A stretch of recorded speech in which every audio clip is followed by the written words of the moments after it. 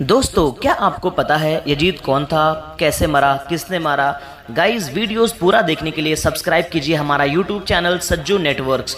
Friends, आपको बता दें, करबला की जो जंग हुई थी यह यजीद और इमाम हुसैन के दरमियान बिल्कुल नहीं थी। यह हुसैनियत और यजीदियत के दरमियान की लड़ाई थी, क्योंकि अगर दो लोगों के बीच की लड़ाई होती तो यजीद जीत गया था। यह सभी को पता है। इमाम हुसैन शहीद हो गए थे और यजीदियत तख्त-ए-ताज पर काबिज हो गया था, मगर यह लड़ाई निजीरियत की थी, इसलिए यजीदियत हार गई और हुसैनियत आज भी जिंदा है। साथ ही इस लड़ाई के साथ यजीदियत का जनाजा निकल गया। वह तख्त-ए-ताज जिसके लिए यजीद ने इतना कुछ किया था, उस तख्त-ए-ताज पर अपने बेटे ने ही थूक दिया। दोस्तों, वो कहते हैं ना, तुम जितना तराशोगे उतना ही खरा होगा। यह इस्लाम का पौधा है, जितना काटोगे उतना हरा होगा। अब आते हैं यजीद कौन था और कैसे मरा और किसने मारा। यजीद को एक भयानक बीमारी हो गई थी, जिसके कारण यजीद बीमार का गिरफ्तार हो गया था। यजीद की बीमारी का यह हाल था कि कॉलेज की बीमारी के कारण यह हाल था कि उसकी आंतें जलने लगी थी। वहाँ के हाकिम परेशान होकर कहने लगे, ये कैसी बदतर बीमारी है कि इसमें पेंट अंदर के और जल रहा था।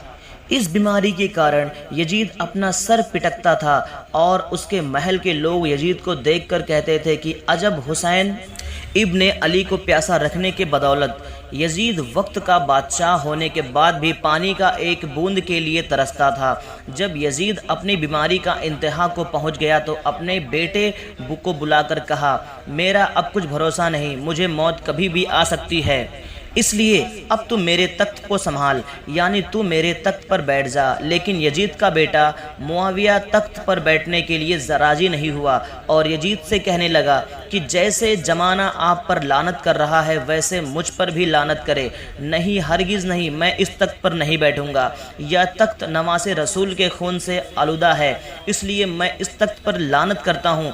इसके बाद यजीद की बीमारी और भी बढ़ गई और अरब के हर किस्म के नशे यजीद के सामने पेश किए जाने लगे, ताकि यजीद को बीमारी का दर्द महसूस ना हो और वह हर वक्त नशे में रहता था। उसे प्यास के लिए तड़पना पड़ता था।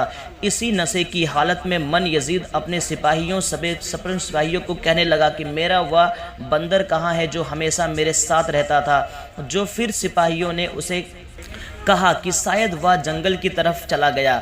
यजीद अपने सिपाहियों के साथ घोड़े पर बैठकर जैसे ही बाहर गया तो घोड़े ने नवासे रसूल के कातिल को अपने पीठ से गिरा दिया और यजीद का पांव घोड़े के रुकाब से फंस गया।